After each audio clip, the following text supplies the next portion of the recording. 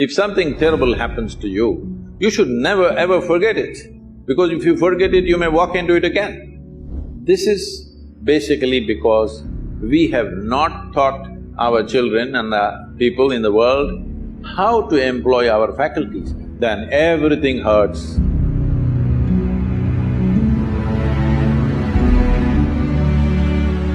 My next question to you, Sadhguru, is when something bad happens to somebody and we know that it's always on their conscience, they're thinking about it a lot of times, but eventually there comes a point where they are ready to let it go. They don't want to let the past go because they feel guilty of letting it go. So why does that happen, and how do we let go of that guilt? Like, even if we take, for instance, sexual abuse, if a girl is sexually abused and eventually if she reaches a point where she is ready to overcome it, but she feels guilty to let it go because it has troubled her for a very, very long time, and not just her, the ones around her as well. So is it right to let it go at that point, or how does one deal with a situation like this? See, I think this struggle is coming from a misunderstanding that something either unpleasant or terrible that one may encounter in one's life, it can just happen to anybody in so many different ways. If it happens, people think they must forget it. No, you should never forget it. If something terrible happens to you, you should never ever forget it, because if you forget it, you may walk into it again. But we must know the distinction between what is memory and what is living. You are living. Memory is a dead memory, you're supposed to use it as wisdom to see such things don't happen to you in your life. But it's a fact that for most people, what happened 10 years ago, they still suffer. What may happen day after tomorrow, they already suffer. Yes or no? What happened 10 years ago or even 10 days ago does not exist right now, does it? Does it? No. What may happen day after tomorrow does not exist right now, does it? No. So you're suffering essentially something that does not exist.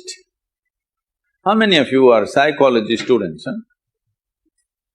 Is there a medical term for those people who are suffering something that does not exist? No, don't tell them please, they'll suffer that.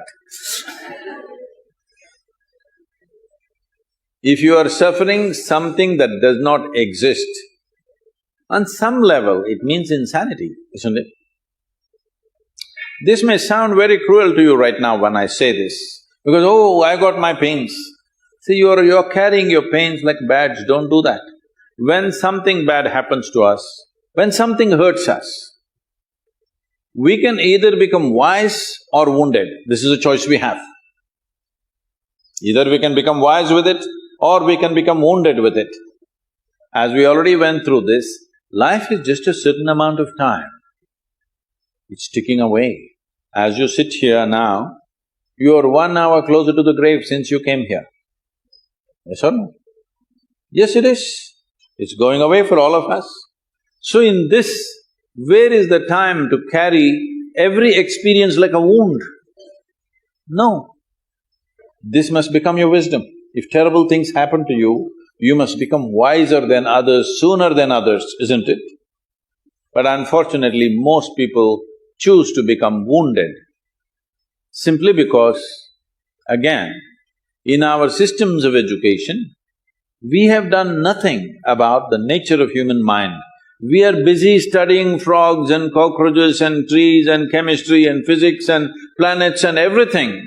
No attention to the nature of this one. So we don't know how to use our faculties. The greatest faculties that you have right now as a human being is, you have a vivid sense of memory. Everything that happened, you can remember as if it's alive right now. Yes? There is a repository here, there is an archive in your mind which can replay the whole video if you want. But this has become a problem. You started suffering the old movies. And there is a fantastic sense of imagination, so you already suffer a tomorrow which is yet to come. This is basically because we have not taught our children and the people in the world how to employ our faculties, how to use our memory, how to use our imagination, how to experience life right now, how to sharpen the experience now.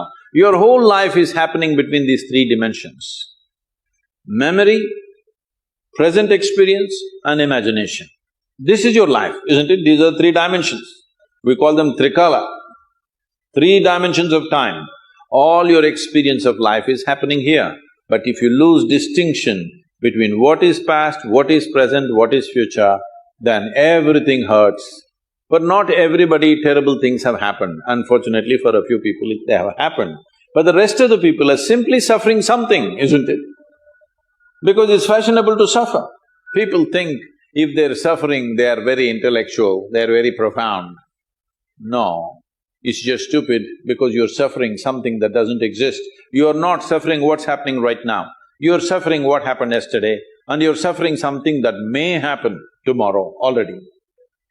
So this madness has been encouraged simply because we never train people how to use their faculties.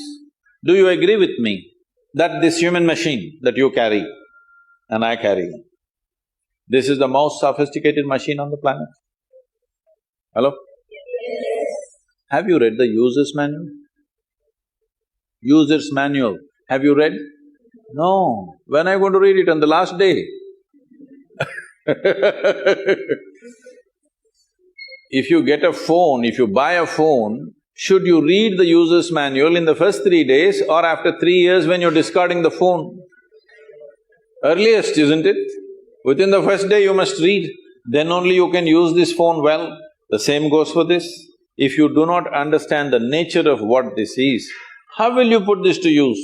It is consuming you, your own intelligence is consuming you. You can call it stress, anxiety, pain, suffering, whatever. Essentially, your intelligence is turned against you, that's all the reality is. If your intelligence was working for you, taking instructions from you, you would keep yourself blissed out, wouldn't you? Hello? Your intelligence is turned against you. Why has your intelligence turned against you? That's what you need to look at, not about carrying these things that have happened which should not have happened as badges in our life. This may get a lot of women against me.